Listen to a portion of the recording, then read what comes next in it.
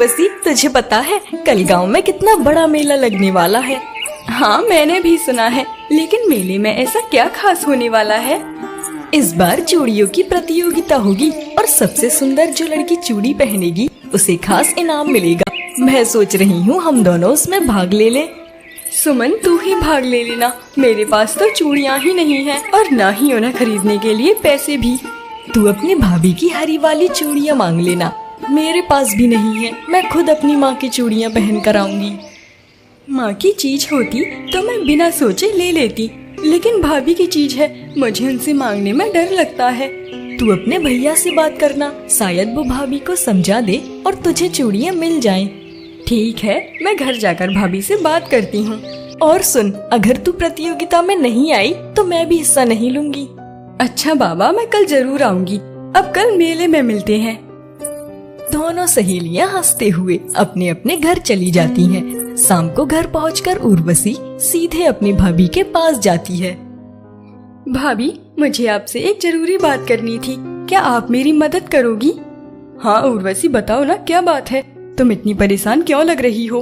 कल मेले में चूड़ियों की प्रतियोगिता है और मैं भी उसमें हिस्सा लेना चाहती हूँ, पर मेरे पास तो चूड़ियाँ ही नहीं हैं, इसीलिए मैं आपकी हरी वाली चूड़ियाँ एक दिन के लिए मांगने आई हूँ। उर्वशी, तुम्हें पता है ना ये चूड़ियाँ मेरे लिए कितनी कीमती हैं।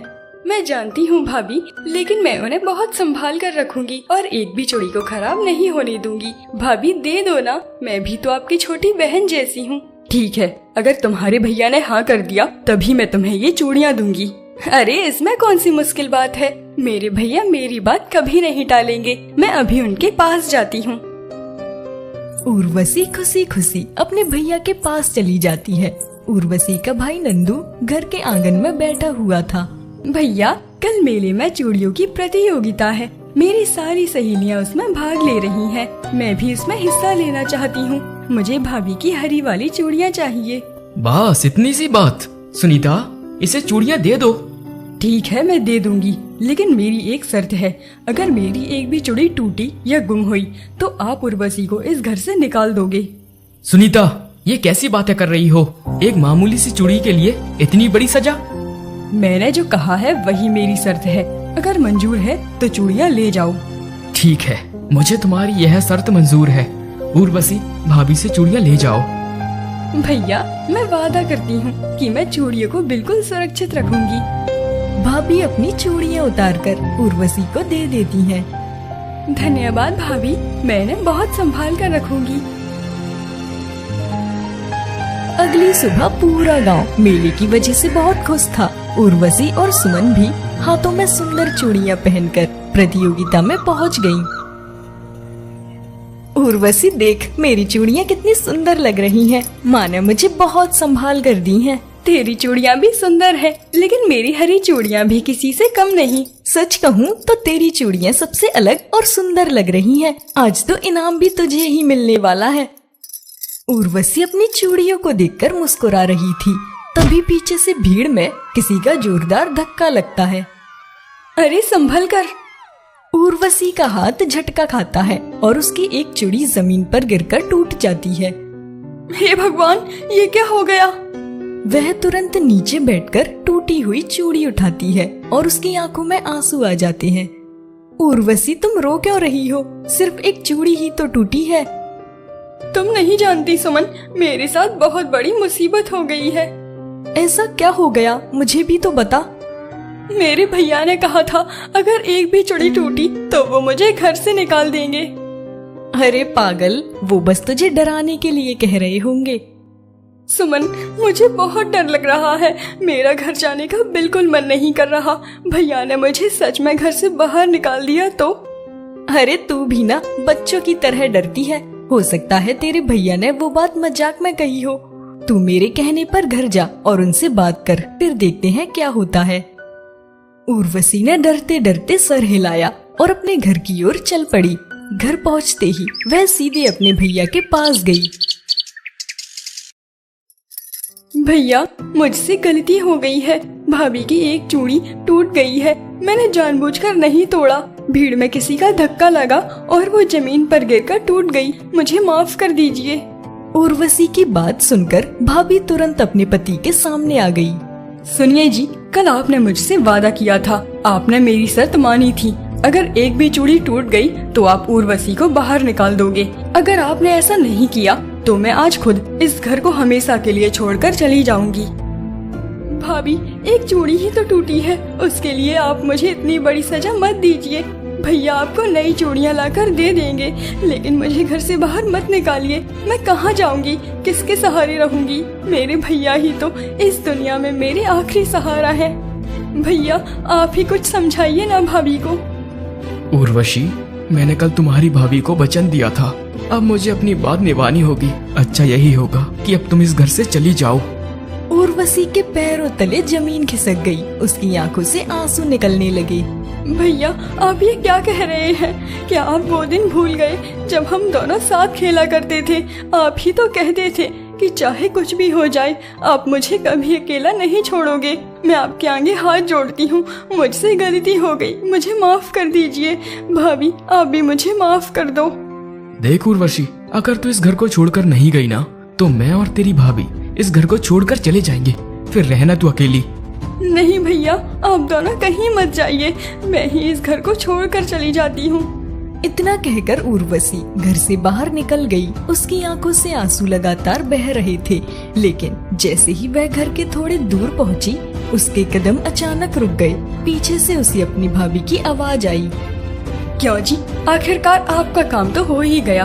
अब तो उर्वशी भी इस घर से चली गई है। और नहीं तो क्या, अगर इसकी शादी करवानी पड़ती तो कितना खर्चा होता। अच्छा हुआ वैसे ही बला टल गई। ये शब्द उर्वशी के कानों में पड़े तो उसका दिल अंदर से टूट गया। उसे कभी उम्मीद नहीं थी, जिस भाई को वह अपना समझती थी, उसके दिल में उसके लिए ऐसी बातें होंगी। भैया, मैंने आपको अपना सब कुछ माना था, मुझे क्या पता था कि मैं ही आपके लिए बोझ बन जाऊंगी। उर्वशी रोते हुए गांव से दूर निकलती चली गई और कुछ देर बाद वह इतनी दूर आ गई थी कि गांव दिखाई देना अब बंद हो गया था। चारों तरफ घना जंगल था। तभी अचानक से उसे एक पास की पुरानी झोपड़ी से किसी की दर्द भरी आवाज सुनाई दी। कोई है? कोई मेरी मदद करो, मुझे बचा लो। ये आवाज कहाँ से आ रही है? लगता है कोई मुसीबत में है। वह धीरे धीरे उस झोपड़ी के पास पहुंची और अंदर झांककर देखा, एक बहुत बूढ़ी स्त्री पड़ी हुई थी। उसकी उम्र 100 साल से भी ज्यादा लग रही थी। उसका चेहरा मुरझाया हुआ था और शरीर बेहद कमजोर दिखाई दे रहा था। उसे देखकर उर्वशी घबरा गई। आप कौन हैं और इस सुनसान जंगल में अकेली क्या कर रही हो? बेटी, मुझे एक ऋषि का श्राप लगा हुआ है, मुझे तुम्हारी मदद की बहुत जरूरत है। कैसा श्राप माँ जी? मुझे बताइए, मेरे बस में होगा तो मैं आपकी मदद जरूर करूँगी। बेटी, जब तक मैं श्राप से मुक्त नहीं हो जाती, मैं तुम्हें नहीं बता सकती कि मुझे श्राप किस कारण मिला था, लेकिन इतना जरूर बता सकती हूँ, मेरा श्राप तभी टूटेगा जब कोई समुद्र के बीच से खिलने वाला नीलकमल मेरे पास लेकर आएगा। नीलकमल?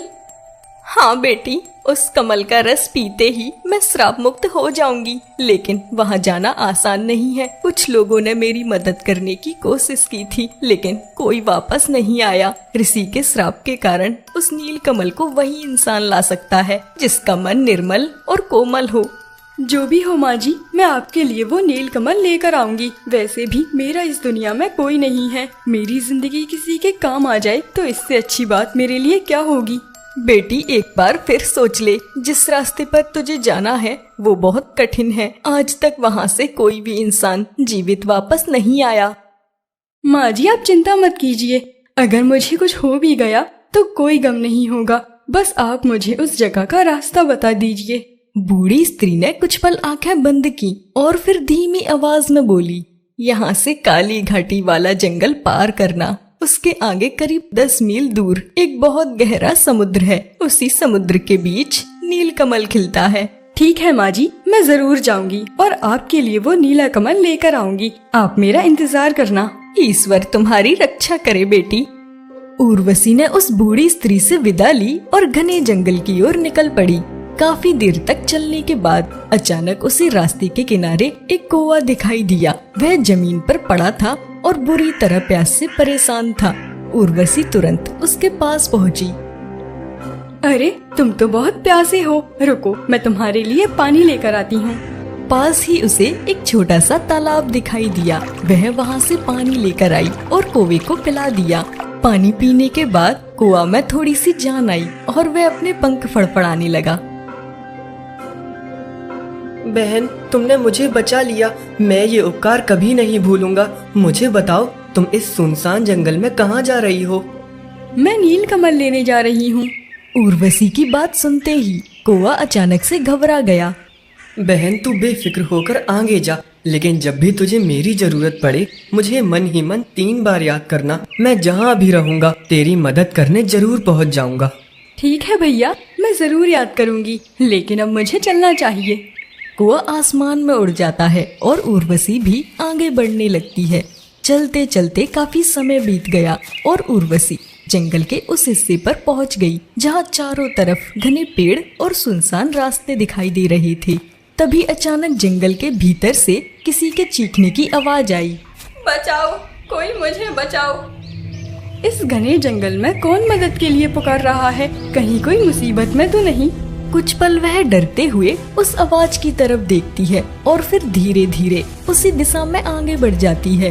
उर्वशी झाड़ियों से निकलकर खुले हिस्से में पहुंचती है और वहां एक बूढ़ी स्त्री जमीन पर बैठी हुई थी। उसके पैरों में शिकारी का लगाया हुआ लोहे का कांटा गहराई तक फंस गया था और वह दर्द से परेशान हो रही थी।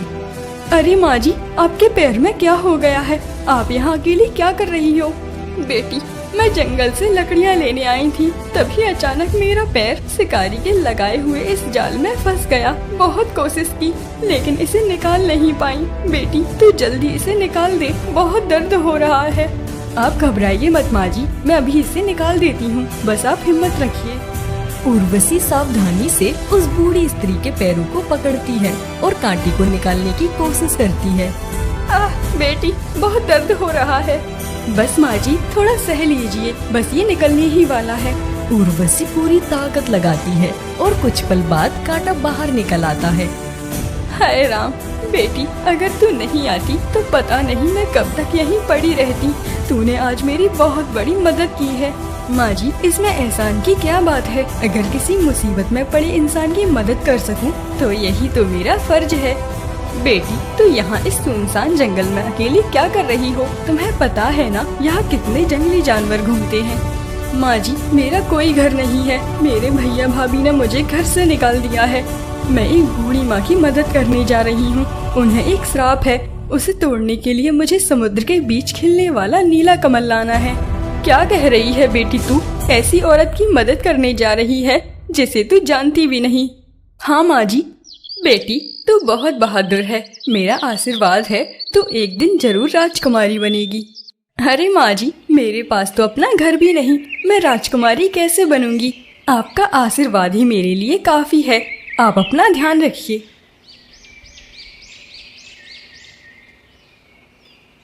उर्वशी जंगल से निकलकर एक विशाल तालाब के किनारे पहुंचती है। तालाब इतना बड़ा था कि उसका दूसरा किनारा साफ दिखाई नहीं दे रहा था। तालाब के बीचों बीच एक दिव्य नील कमल खिला हुआ था। तो यही वो नील कमल है, लेकिन ये तो बिल्कुल पानी के बीच में है। मैं तो वहाँ पहुँच भी नहीं पाऊंगी। पानी कितना गहरा है, तो शायद वापस ना आ पाऊँ। कुछ देर तक वह तालाब को देखती रही। तभी अचानक से उसे कौवे की बात याद आती है। अरे हाँ, कौवा भैया ने कहा था जब मैं उन्हें मन ही मन 3 बार याद करूंगी तो वो जरूर आएंगे। मुझे उन्हें ही याद करना होगा। उर्वशी आंखें बंद कर लेती है और मन ही मन कौवे को 3 बार याद करती है। और कुछ ही क्षणों बाद उर्वशी ऊपर देखती है। कौवा तेजी से उड़ता हुआ उसकी तरफ आ रहा था। बहन, तूने मुझे याद किया, बता क्या परेशानी है?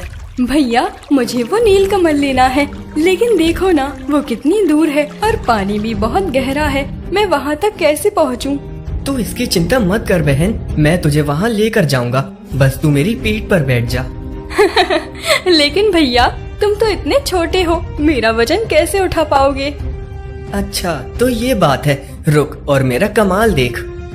अचानक कौवे का शरीर इतना बड़ा होने लगता है। वह कुछ ही क्षणों में इतना विशाल हो जाता है कि उसकी पीठ पर उर्वशी आसानी से बैठ सकती है। अरे भैया, तुम तो इतने बड़े हो गए, कैसे? अरे बहन, मुझे एक वरदान है। मैं अपने आकार से छोटा या बड़ा हो सकता हूँ। उस दिन तो मैं तुम्हारी परीक्षा ले रहा था। आओ मेरी पीठ पर बैठ जाओ, उस नील कमल के पास चलते हैं। उर्वशी कुएं की पीठ पर बैठ जाती है और कुआं अपने विशाल पंख फैलाता है और तालाब के ऊपर उड़ने लगता है। नीचे गहरा पानी दिखाई देता है। कुछ देर बाद दोनों तालाब के बीच पहुंच जाते हैं। उर्वशी सावधानी से झुकती है और नील कमल को तोड़ लेती है। आखिरकार मुझे नीला कमल मिल ही गया। अब वो बूढ़ी काकी ठीक हो जाएंगी। चल बहन, अब वापस चलते हैं। उर्वशी कुएं के साथ वापस जंगल उसी झोपड़ी के पास पहुंचती है। बूढ़ी स्त्री अभी भी वहीं बैठकर उसका इंतजार कर रही थी। वह उर्वशी के हाथों में नीला कमल देखकर बहुत खुश होती है। माँ जी देखिए, मैं आपके लिए नीला कमल ले आई हूँ। इसका जल्दी से रस पी लीजिए, फिर आप श्राप मुक्त हो जाएंगी। बेटी, जो काम बड़े बड़े लोग नहीं कर पाए वो तूने कर दिखाया।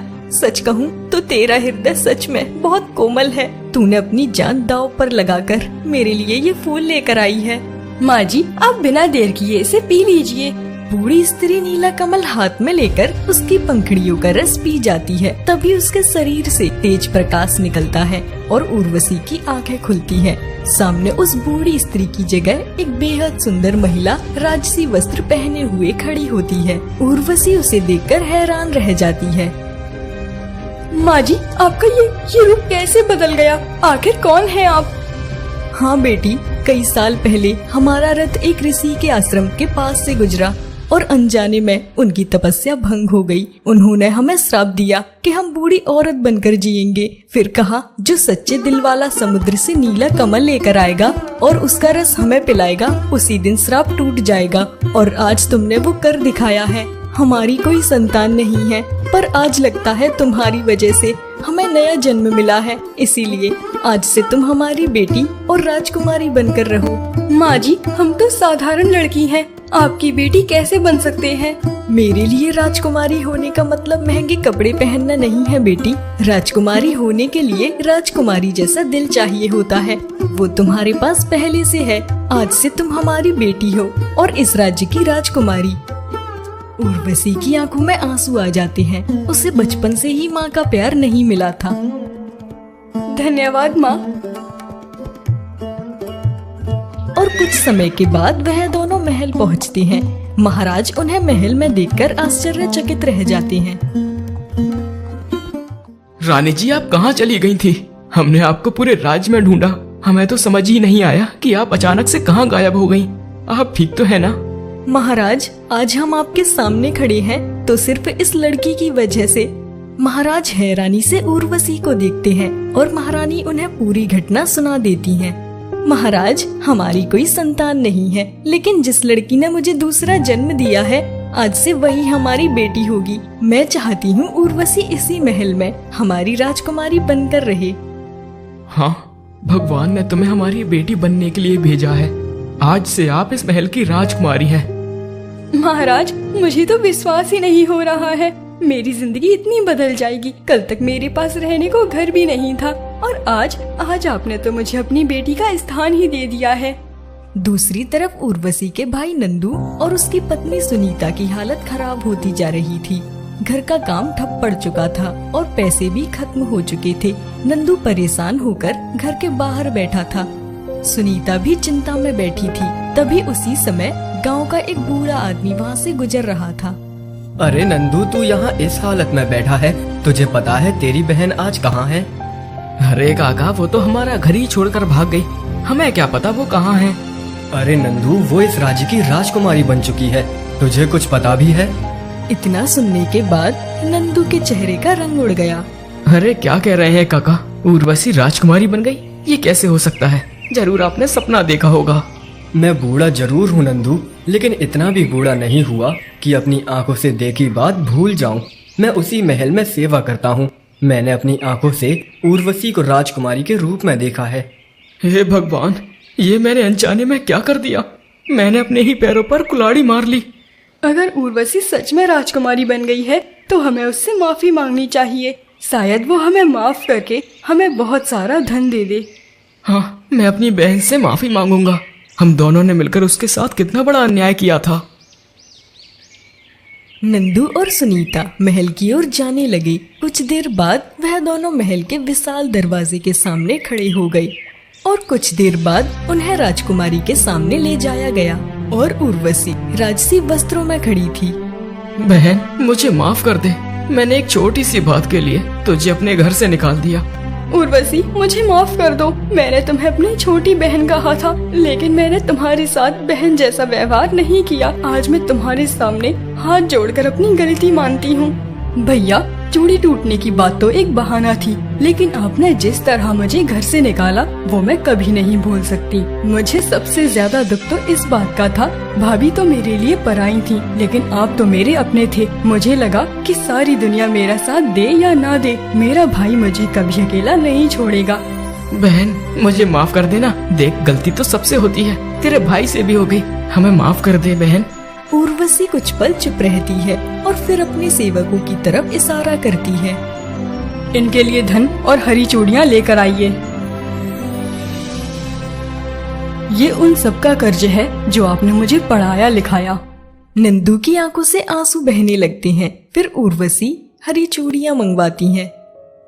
भैया और भाभी, ये वही चूड़ियाँ हैं जिनकी वजह से आपने मुझे घर से निकाला था। आज मैं आपको यही चूड़ियाँ दे रही हूँ, लेकिन याद रखिए, चूड़ियाँ टूटने से रिश्ते नहीं टूटते। रिश्ते तब टूटते हैं जब अपने ही इंसान पराये समझने लगते हैं। भैया, मैं आपको माफ करती हूँ, लेकिन आज के बाद ना आप मेरे भाई हो, ना ही मैं आपकी बहन।